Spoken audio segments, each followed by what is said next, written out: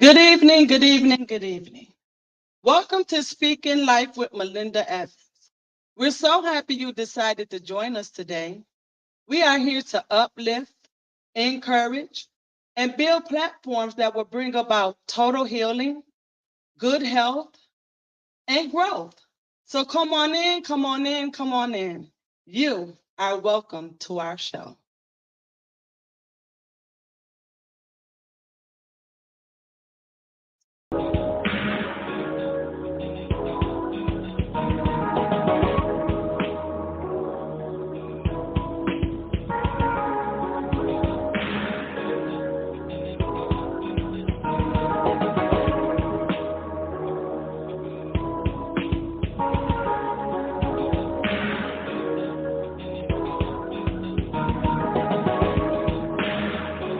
Good evening, good evening.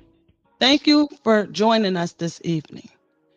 Today is our first topic, our first our first talk show episode, and we're so happy that you decided to come in and join us. Today I want to talk about family issues and hurt and pain. And excuse me, but I'm a little nervous.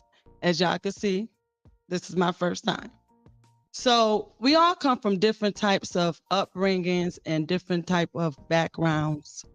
And we would like to think that our family is built on good ground with good morals and respect. But it's just so sad that that's not always the case. And so today's topic, we're going to talk about family violations. We're going to talk about family abuse. We're going to talk about pain and hurt. And so I must read a disclosure for some people that this may bother or may be seen as a trigger. We must let you know that this is going to be a touching episode. So right now we would like to bring Shikita Glover to the platform.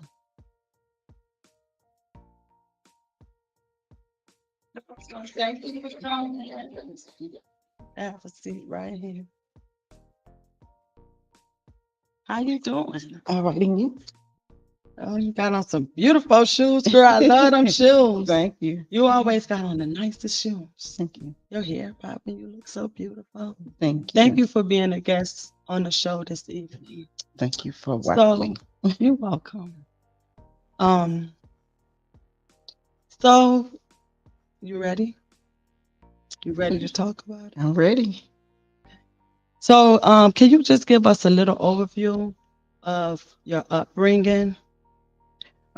Well, I growed up, I'm only child. My mom only child. Growed up in a family that didn't talk about love, didn't show love. Grew up with my grandparents. My grandmother was the one who raised me. My grandmother, my great grandmother. Growed up with them. My mom left me to follow behind a man. And so being the only child and being with the grandparent, it was trouble. Life happens. Things happen. So it was rough. It was rough growing up without a mom and without a dad. So Okay, can you tell us a little bit? What was it like in in the home with your grandparents growing up? Like was you raised in church? A little bit of, the history. well, I was raised up in church. We went 7 days a week, uh, 2 times on Sundays. Where and growing up with them, it was. I just said they planted a seed. As I look back, but growing up with them, I always with church.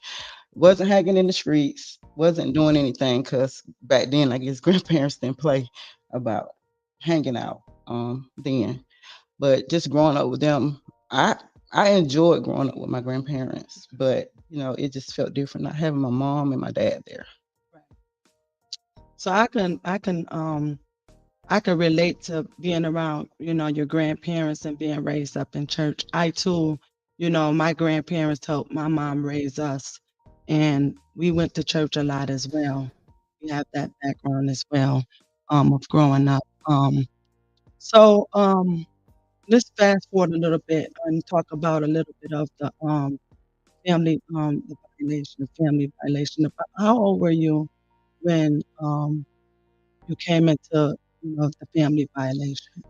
Well, I was 11. I moved from with my grandparents and in with my aunt and uncle. Um, and my aunt and my mom are a real sister. So the guy that molested me was Okay, my just the step. violation. I'm Hmm. just gonna say for the sake of Okay. excuse me, for the sake of people that's watching, it could be a trigger to some that has been through this same type of situation. So we're just gonna use the word violation just out of respect for some. We don't want to cause any triggers to anyone that may be watching the show tonight. Well, being violated by a cousin that wasn't blood related, but we didn't look at it as step. And he was the one who violated me at the age of 11. I was scared to say anything about it because it was a threat. If you say what I'm gonna do, if you mention it, I'm gonna kill you. I'm gonna kill your family. So I didn't say anything about it until maybe 7 years ago, and I was able not to tell my mom or my family. I had put it in a play to show my family what had happened through the play. And my mom, she was like, "Why you never said anything?" And I always told, he said what he was gonna do if I said anything. But when I did bring it to the forefront and told who it was, um, he tried to deny it, but luckily another family member that was there and said, "She's not lying. He did the same to me." So, but no charges was done. Nothing was done about it. But I just definitely got him and allowed him to handle the situation himself. Okay, you said it happened to you at 11 years old, and I'm just going to ask a few questions if Hmm. you don't mind. That's fine. You said it happened to you when you were 11, and you brought it to the forefront when you turned how old were you when you 7 years ago? Hmm. Just this 7 years. So you carried this burden with you from 11 years old all the way 33. into you turned 33 years old. Hmm. So how was it, how was it and how was it, and how did it make you feel carrying this burden with you so long? That's a long time to, hold that in. Did it, did you ever want to come forth and you just was scared to come forth? I always wanted to come forward. It was just, I guess I waited, thought maybe waiting so long it was a bypass. Just I'll be able to push it to the back and just let it stay there and don't have to bring it forward. It hurt it. It hurt it like really bad because when we did things, he was always around. And I would have to, I would go in different locations just so I couldn't see him. And but nobody never knew. What did you do? And I'm just trying to paint a little picture Hmm. for someone that may be going through this right now. Excuse me. How did you suppress the feelings when carrying this? What did you do to try to clear, Suppressed. keep it off your mind and different stuff like that? Well, that's when I act out. I act out, to compress it, to try not to let it come forward because I felt if I did things to compress it, I wouldn't think about it. So that's when I turned to things of the streets, doing things that was not normal for a child, acting out, instead of because in to me how I feel in the black community, we don't look at why that kid acting out. We look at Right. the action of the child. But see, they seen my action, but they didn't know why I acted out. So you were acting out in school and Yeah. different stuff like that. Um, so just trying to get attention because from your family members. And then I know we when we talked, you talked a little bit about rejection. Tell us a little bit about the rejection. It was the rejection from your total family, or was that from your Re- grandparents? my parents. Um, Okay.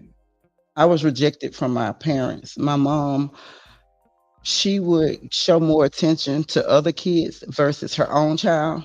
And with my dad, the same thing. I have brothers and sisters on that side of the family, but he did more for them than he ever have did for me. So I just felt like, I was rejected to them because I didn't feel worthy. I didn't feel like I was worthy enough for them. I didn't feel like I was good enough for them because you show more attention than everyone else but me. So when you would try to come to them and try to talk and stuff like that, they would shun you Hmm. and stuff like that. Okay, so tell us, how did you end up spiraling out of control? Was it you just kept being ignored and you just kept going and going and going? Yes, I just mainly got into the streets. And that's how I began to spiral because I felt like I wasn't getting attention that I need from my mom, my dad. So I found the attention within the streets, being in the streets and doing what the street was doing because they showed the love, even though it wasn't the love that I needed, but it was the love that was shown. And then we do know that sometimes we always, we be looking for love. When you come from such a hardcore family that's um I'm just gonna be a little transparent with the situation of the, running to the street situation. Sometimes we come from families, that have different type of upbringings and stuff. And I come from a family that um, my parents and my grandparents were strict as well. A lot of our friends can go out and they can do this and they can do that, and we was we couldn't go. Our friends had to literally like beg my mom to let us go out, and it wasn't that they didn't want us to go out. I guess they were just trying to protect us from what was out there. Out there. You see what I'm saying? And we really couldn't go either. And sometimes when you come from a family that you can't really be open and you can't really talk to your parents about, deep situations and stuff because you for fear of what they may say, or they might just, tell you to go sit down, or, something like that. And so then when you don't get what you need in a house, you tend to run to the streets. Hmm. And sometimes you find love in all the wrong places Places. because you can't get that love inside of your home. Mm.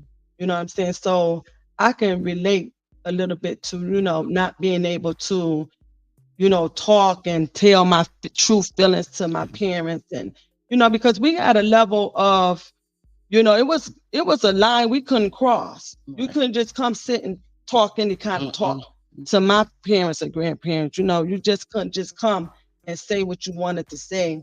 Even if it was right, even if you was right, we had a line we couldn't cross that they called respect. Right. And sometimes that line, it just, you don't as a child don't get what they need inside the home, so they start, looking to the streets, going to school, acting out, doing this and doing different things, just trying to get that attention. You know what I'm saying? Trying to get the attention that you don't get in a home because you want to release something off of you, and you really can't release it because you come from such a, you know I would say a firm Family. core, and so I could relate to you on that. Could you share a little bit with us on when you say that you were doing things in the street and you got caught up in the street and stuff of that nature? Do you mind sharing a Sure. little, give us a little insight on what your going to the streets look like? So when I did go out to the streets, I became a lesbian. I ran into a girl that took me in. Remind you, I was homeless at So you that got time. I when got did you kicked get out homeless? When did around you become 16. home? Around 16. You were 16 and you were put out by the grandparents, or at this time was you back with your At that parents? time, I transformed back. When my mom, she came back and got me, Okay. and I ended up going to stay with her. And people was telling her that I was messing with girls then, but I wasn't.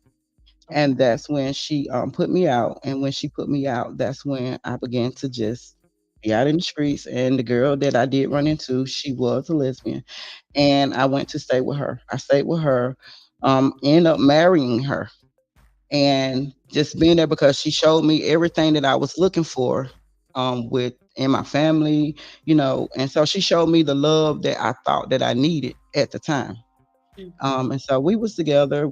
I stayed with her for 9 years, and then that's when I was introduced to drugs, doing drugs, and showing the hustle life of the drugs. I end up from doing the drugs to selling the drugs. And so doing all that time, it was a rough time, and I mainly compressed my feelings and pain within tattoos. Besides using the drugs, I started tattooing to dull the pain away, and I started writing stories of my tattoos. All of my tattoos have a story of my life situation. So that's what I started doing in the streets, and then that's when I opened up a So house. excuse me. So the lady that you came in contact Hmm. with, she took you in She took me in. and began to, take care of you and stuff like that. Hmm. And was she living? She introduced you to the whole lifestyle of, selling the drugs and Hmm. using of the drugs and things of that nature. Let's talk a little bit about the addiction part. Did Okay. you um did you have to go to any kind of programs, or did you go to any counseling or Mm-mm. anything like that when you were um Doing it when I during did. your addiction No, to drugs? no, I did not have to. Okay. Um, I was ready to stop. Okay. Um, I went cold turkey first. I went cold turkey, and then it was like I couldn't fight it. So I ended up going back, and I went from. Can I say the type?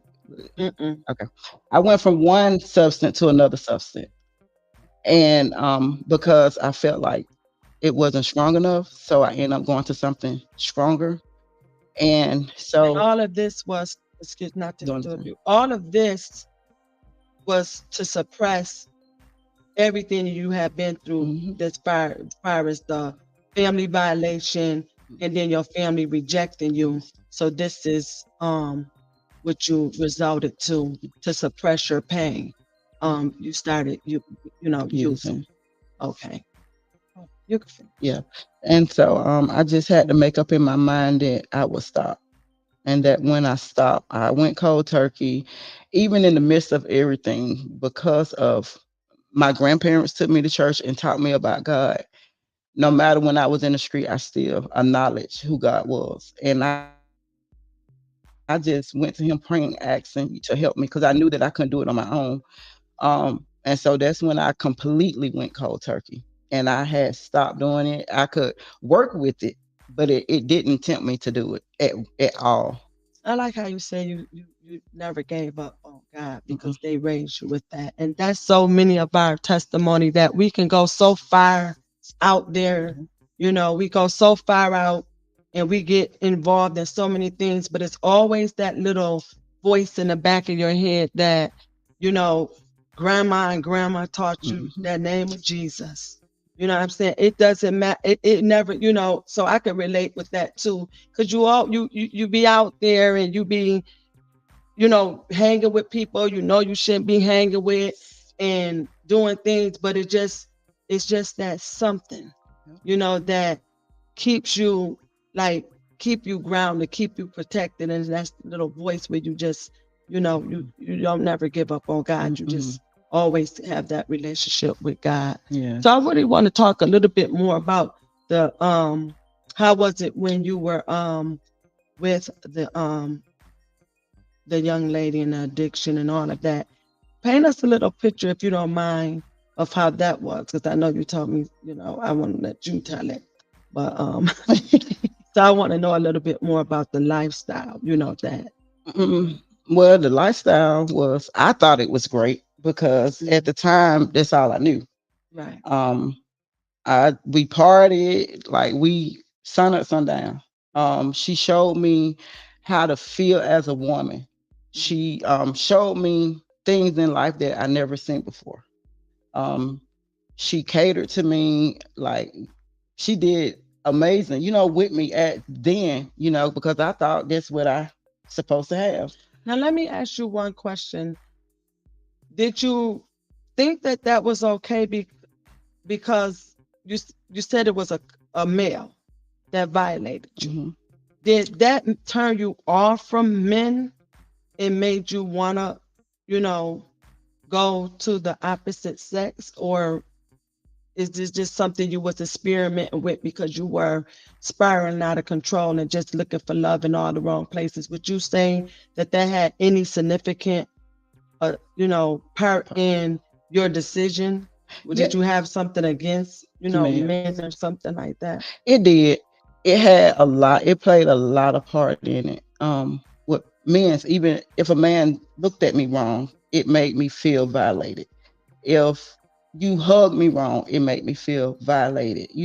I was always rejected towards a way a man, move a way a man touched me, because I felt as if what happened to me, all men were the same.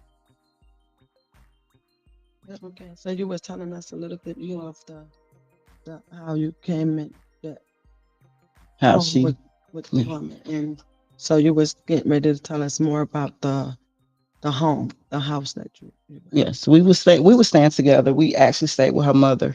But she showed me like how it feels to be loved, how it felt to be catered to, how it feel to be taken care of. She did everything. I didn't even have to work. Like, she did everything. I didn't have to do anything but just be there. And I thought that it was okay. At that moment, it was okay. It was a dream to me, then. But when I find out, really came to reality that it wasn't. And we went so far as getting married, went to Washington D.C. and got married. Like, that's how much I was into it, because she wanted to get married, and I was like, okay. And we went and got married in Washington D.C. And we weren't even married. We got married in May. In June, we was going back to Washington D.C. to get a divorce. Now And tell me that more about the mad part. Okay. And that How did came. that come Okay, about? we moved into an apartment in this place called Cellar Grove, where I grew up at. And in that apartment, what we did was we took a stripper pole. Can I see? Look, I don't want to. You can say It's you can say. okay. We took a pole and put it in the middle of my living room. And what we would do, it would be the after hour spot. And I had girls. I had picked out some girls that was down for whatever. And what I did was I would charge the men to come in, and it was a two bedroom apartment, and I took one of my bedrooms and turned it into like a VIP room. They would have to pay to come in, and whatever they wanted to do with the girls, they had to pay me for that. Like, every proceed that was made came to me. Whatever they decided to do, it came to me. They would come in, get a show, get thrill, all that, and at the same location. And I would be bootlegging. I will have whatever they need when they come. I had it for them. So, and I had the women in there ready for them. When they got there, they was ready. And now, so did you do this because you just had no respect at that point in your life, because of what happened to you and because you had to deal with it all these years? Was this some of the stuff that you just was dealing with out of anger because of what happened to you? Did it make you like not respect other women and respect men as a whole? To, be able to, proceed with the actions that was taking place at the time. At the time, I never looked at it like that, because my mindset was getting it by any means. Um, but Because you was out on your own. You I was didn't out. have I no had family no to go family, no to. job, no nothing. So it was Um, like a hustler mindset. being out in the streets at the age of 16, you just had to survive the I best had to way that you survive the could best way I could. from being, or because your family rejected you because of your lifestyle. Correct. So I just did it just because. And I know I didn't have, at the time, I did not have respect, not even for myself. letting off for anybody else. And it was just a mindset that was getting it. I just have to get it. That's how I looked at it, young and dumb. Yeah, But and just yeah, and I could see, I can, as you painting a picture, I'm just, thinking and taking it all in as you're telling your story, because I just feel like, sometimes you do have people that have a preference of the lifestyle that they choose, yep. and a lot of times you have a lot of people, family members, they shun them because of the choices that they make in their life. And where you were, you didn't have a choice. Yeah. You just was turned to loose at the age of 16 to fend for yourself, all because of a choice that you made. You said you turned over and was lesbian, so your family shunned you. And I just wanted to shed a little light on that you know I don't judge. I don't judge people for their lifestyle. And I know a lot of people that says their family rejected them and stuff like that. And I just wanted to shed a light on that because a lot of people be turned loose, were turned loose from their families at such a young age, and you don't know the damage that you do, all because of choices that one makes, especially when you wasn't really taught, what you're supposed to be doing at the age of 16. Right. And I just feel like, and I just must say this because we are on this, we as people, we have to stop judging people. We're not, even the Bible says that we all have a free will choice. You know what I'm saying? And I just want to shed light on, I'm not here to say anything if it's wrong or if it's bad. In this moment, I must say that we as a people have to get to a point where we respect people for being individuals, not for the choices that they make in their life, because we all have a free will choice. It's called, respect. And it's we're nobody's to make anybody make a choice, or you got to live this way or you got to live this way. You have to let people choose for themselves, because even the Bible, even God give us a free will choice. You know what I'm saying? So I'm not saying in this moment that anything is wrong or anything is right. I just want to see everyone, us as a people, just love people for being people, not for being who they choose to be, but love on people for being a individual, a human being. Everybody deserves love, rather. And I just want to say that to some of the people that may be watching. Some people may be dealing with a loved one, a child, a friend that may have chosen a path for themselves. I just want to, because there's so many people out here that are hurting, all because of rejection, all because of they just want acceptance. And I just want to shed light on that, because we as a people, we have to stop trying to make people be who and what we want them to be. Yeah. Even like I just said, even in the Bible, it says God gives us a free will choice. Now we have our beliefs. I have my beliefs. You have your beliefs. You have your belief. But at the end of the day, let's just love on people for being people, and let God deal with people for their choices of lifestyle or whatever it is they're doing in life. Just start learning how to love on people, because it is so many people out here hurting and just want somebody to love them. And a lot of people can't get love because of choices that they have chosen for themselves. But who are we to tell people what they can do and what they can't do? Because I'm going to do what I want to do with my life. You know what I'm saying? So let's just love on people for being people, and let God deal with the wrongs and the rights. That's right. Let's start loving on people. Let's just start there. And just start loving people for being a human being, for just being a woman, for being a man, for being, who God has made us to be, and that is people. Let's just take all the I don't know what word I want to use right now. Let's just take all of the, what I say, like all the, help me out here, all the judgment and everything like that. Let's just take all of that out, and let's just learn how to love on people. Just love people for being who they are, just people. Because everybody needs love. That's right. So I want to let you finish. And I just had to say that. I just want to I just really wanted to say that, because we are so easy to look at people's sin and not the root to the sin.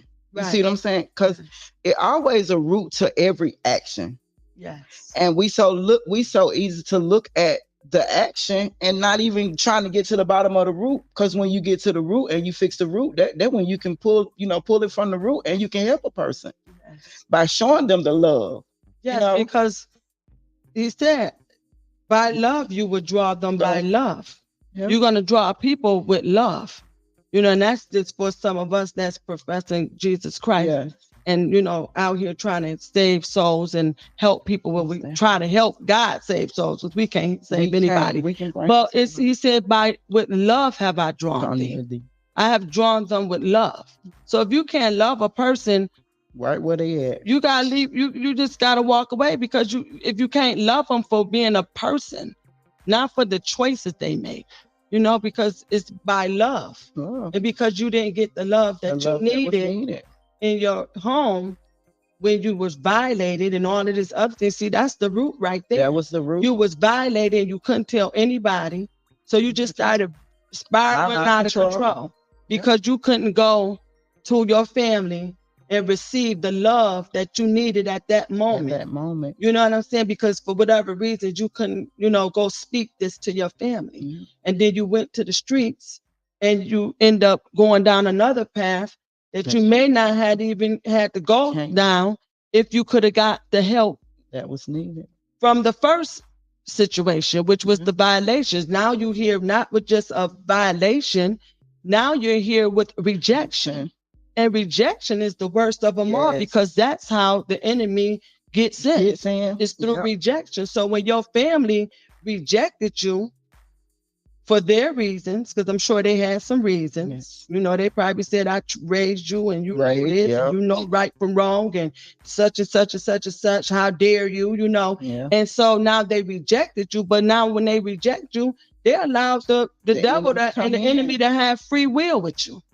Because of the rejection. First it was the violation, then it was the rejection. So after with rejection, you see how many things came into play?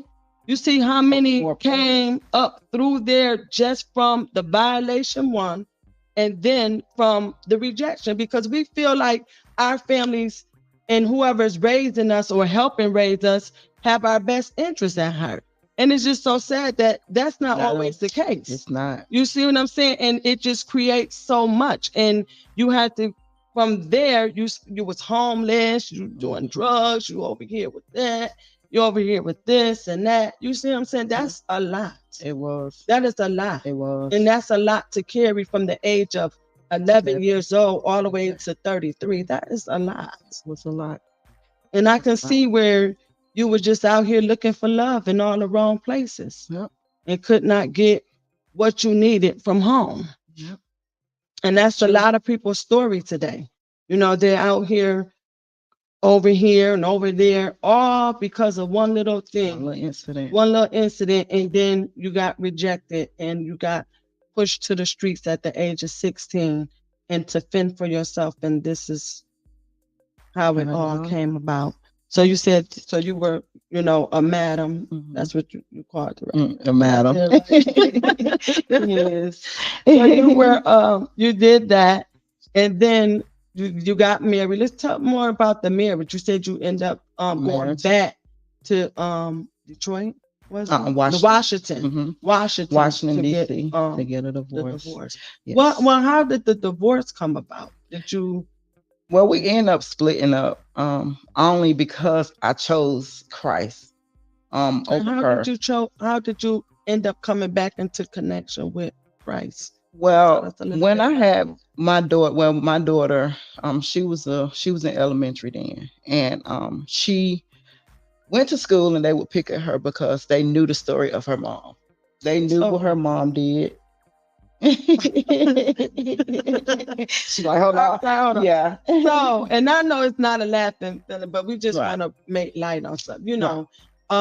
So you had children Yes. from that, from if within from But 11 to 33, you had a well, child. in between that time, being out in the streets, I did have contact with a guy, Okay. which all my kids are by him. Okay. But during that time, and I end up had the kids and went back. Oh, okay. Um, And so then your mom had the my kids. So your mom ended mom. up getting my Okay. kids. Yeah, Okay. my mom ended up getting my kids because I did go back to the streets. Okay. And but the lifestyle that I had chosen, my daughter was getting picked at. She was getting teased at. You know, they joked on her, they bullied her because of choices that I made, the things that I was doing. When And you say so, she was getting picked on, she was getting teased. mhm. She was getting picked on in school. I Yeah, take in it, school, in yes, school yeah. because of your lifestyle, Hmm. which at this time you were still with the Hmm. woman. Correct. Okay. Yeah. Okay. I'm just trying to. Yeah. It was like in and out, in and out. Okay. So when she started getting picked on and she was coming to me crying, saying what the kids were saying, and to see the hurt in my child's face because of the decisions that I made as a parent, not knowing because it felt good to the flesh that my kids would go through what they went through. And I had to make a decision then. Did I want my child to continue to get picked at, or do I want to do what's right? And so, So even at in the that midst point of is when you realize something is wrong one, here because your it was starting to affect fact, your children. correct, Okay. And we as parents, I'm sure we all can attest somewhere, maybe not to the depths, but some choices we make in life, it has effect on the children. yes, The children will reap some of the repercussions of some of the something that bad we pick, choices that we make. yeah, And we have to be mindful of some of the choices that we make as parents. Even I had to, for different reasons, not as such, but other reasons, had to go back and, really apologize to my children yeah, as grown children for some of the choices that I made that I didn't think, as a parent, when we making the choices, we don't think that it's going to hurt our kid because we making choices all on survival and what we have to do for our children, but not thinking and being mindful that, especially when we don't get a handbook on how to be parenting and when we right, come from the background we come from. We don't get a handbook on how to be a parent. So sometimes we make these choices in life and we don't realize that these choices, they're going to come back to harm our children. And our children will go through some, different situations because of our choices. right, So I just want to shed a little light on that we as parents, sometimes we have to realize that, choices may be good choices for us, but they may not be good choices for the children. Yeah, she was picked at, and she came to me, and she talked to me about it. And as her mother, I knew that I had to make a decision because I didn't want her to go through of my actions. Even in the household with the female, I began to just start reading my Bible. It started, I guess, I ain't gonna say I guess, I know that God started working on me because I started separating myself instead of sleeping in the bedroom together. I started sleeping in the living room. And I would find myself praying and I had an encounter. I know Um, you told me something about your kids invited yeah. you to see And I had an encounter. grandparents. I had an encounter in the living room. And the feelings that I had for her, it started to change. I didn't quite understand what was taking place then. And so one Sunday, that's when my kids, they said, because my mom was taking them to church. And my kids say, Mom, we want to invite you to come see us dance. So And they were dancing at church? at church. Oh, they were praise dancers. Praise Okay. They were dancers. praise. Yeah, praise Ladies were dancers at praise. church. Yeah. Okay. Okay. And so they invited me to come. And so I went. And from that day forward, I made a decision to start participating in church, going to church. Right then, like that was my first time ever being at that church, and I walked to the altar and I gave my life to Christ. And then from that point, I started going to the house. I read my Bible. I was listening to church music, and she didn't like it. And one day we was getting ready to go to a church because it was like a Wednesday night service, and the church that I had attended, they had started going and sing at different churches, and so I went with them. And so I never forget, it was June the 30th, 2013, and she said, "You gonna be here with me, or you gonna go to church?" And I said, "Well, I guess I'll see you later." And I left. She told me not to come back. Said, "If you leave, don't come back." And I said, "Okay." So I left and went to church.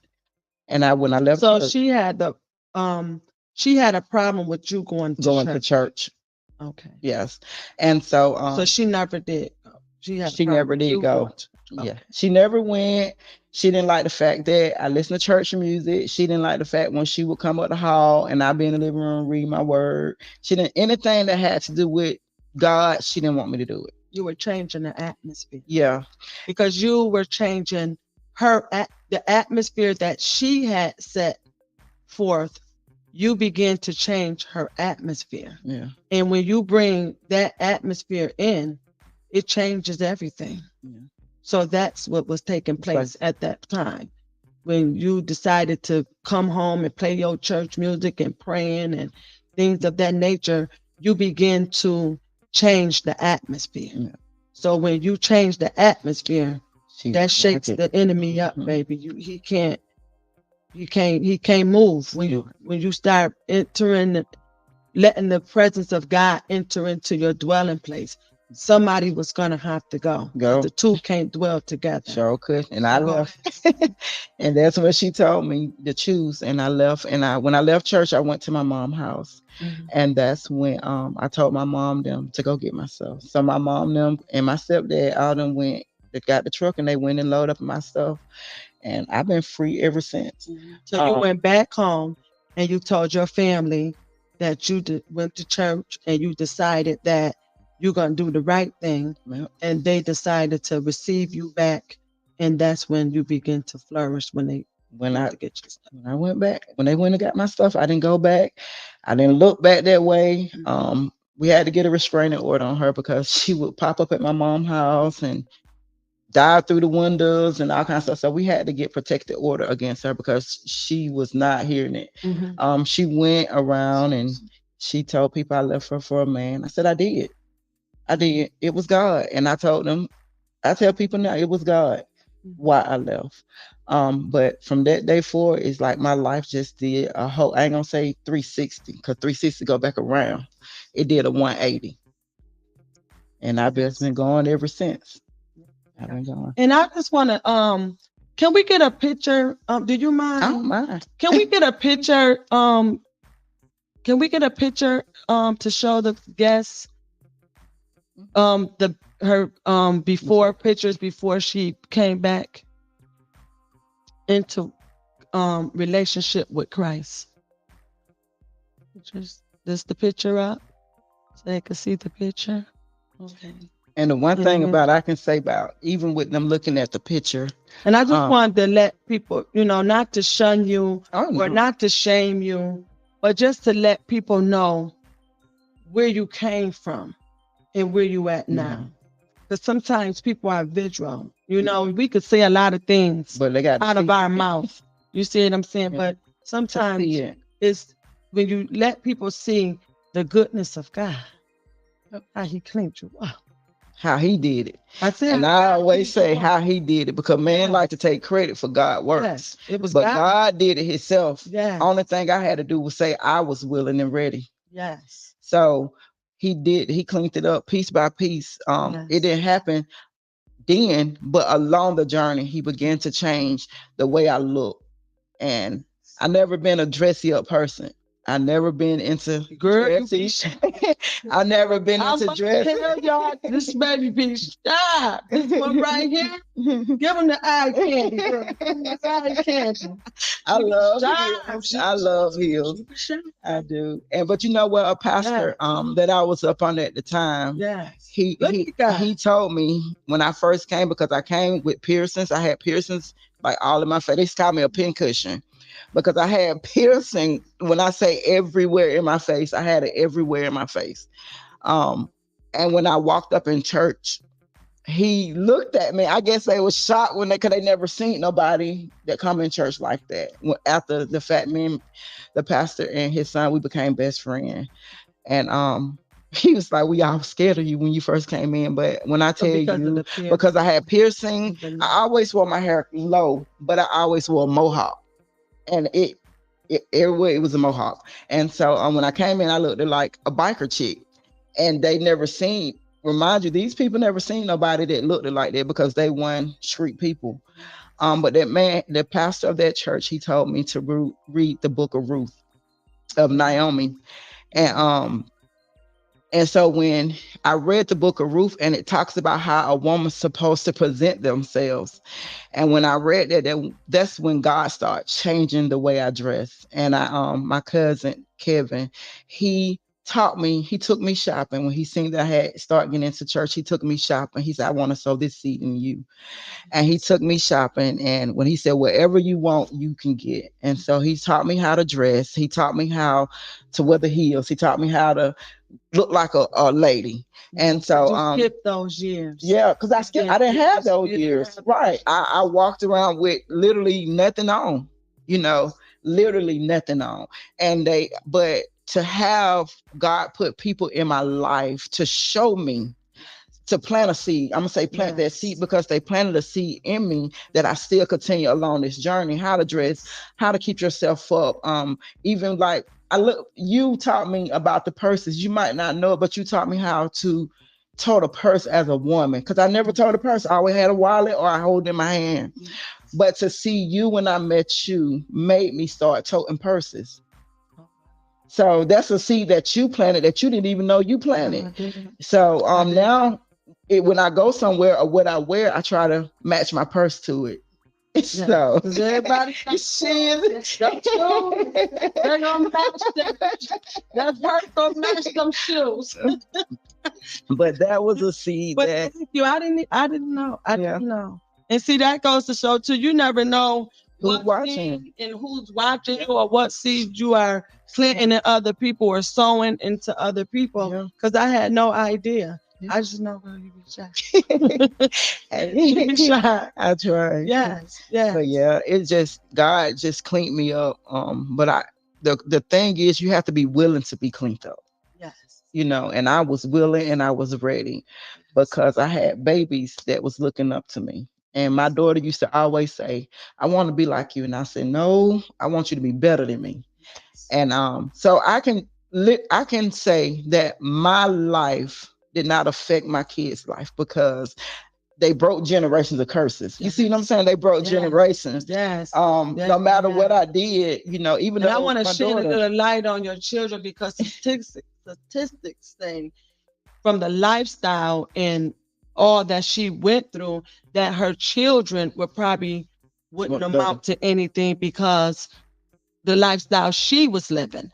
But today her children have both graduated from high school and they are both college students. Yes. So I want to commend you that your children, yes, you nothing you did is by mistake, and they so respectful, and they still praise dancing. Yes, and they still praise dancing. You would have had them here to do a praise dance tonight, but they're in college and we're getting ready to go back to school from the holidays, so that wasn't possible tonight. But I just want to thank you for coming to the show. I also want to shed a little light on that today. she's a married woman also again. Yeah. So we want to do that. Yes. So yes, not only is her children doing good, but God has sent her a beautiful, beautiful, beautiful husband. He's so respectful. He Yes. takes care of her and her Yes. children. She loves her, for all of her baggage. Yes. And he could not be here today, unfortunately, due to work schedule. So he's not here present with her, but I have met him and we have been to church together. Yes. She has a church, she has a church husband. He goes to church with her. Yes. But yes, God has done some great things for her. And she's also a minister. She's a minister as well. She has answers to call. Yeah. You want to shed a little light on that? Uh, Just tell the people about your business and your ministry. Okay. Well, I started my ministry. Well, God started my ministry back in once I gave my life to Christ and He cleaned me up back in like 2014. He gave me an outreach as I am ministry, and I love doing outreach. I'm an outreach person because I always look at outreach as if when I was out there in the street, no one came and got me.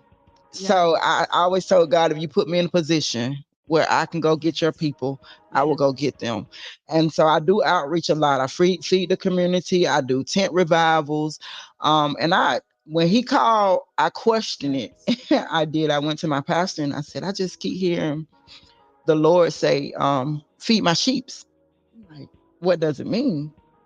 And that's when he told me, he said, God is calling you into ministry. And so ever since then, I just been on fire for the Lord. I like being in the background, but I also like saving souls.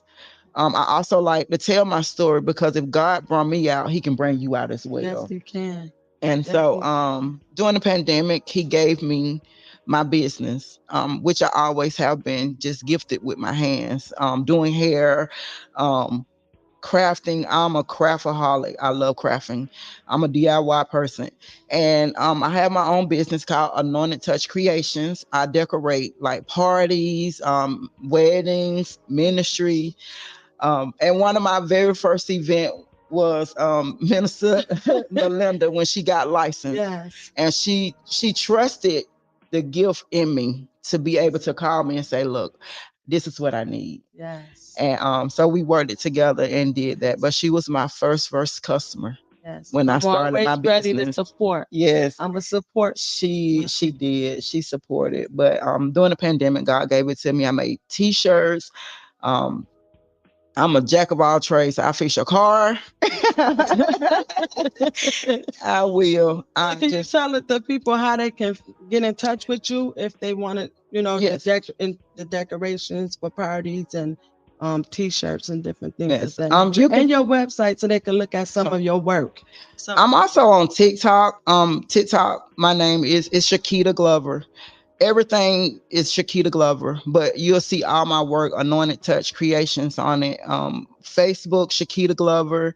And I also have a website on Facebook called Anointed Touch Creations as well, with all my work at on their videos. How can we find your ministry? Well, right now I'm up under the leadership of Christway Assembly, up under the leadership of Bishop Briggs, Jeffrey and Karen Briggs. So I'm up on there. We have 3 locations, which is in Monroe, Rockmark, and Columbus. So you can always find me there. Yes. Well, I'm so happy you decided to come and join and share your story, because it's not always easy to, look back and tell a story, but those are our testimonies. And people come to Christ through our testimonies. Right. People, they get themselves together through testimonies, because if God did it for us, He could surely do it for anybody else. Yes. And I just want to thank you. I'm so proud of you. I'm so very proud of you. I'm very proud of you. I'm excited about your up and coming ministry in the new location you guys are taking, getting ready to go into, and I will be there. I will be there to support you. When you guys walk through that door for the first time, I will be there. But I just want to take this time and give you some gifts. Okay. Because you know me, I love giving gifts. So I'm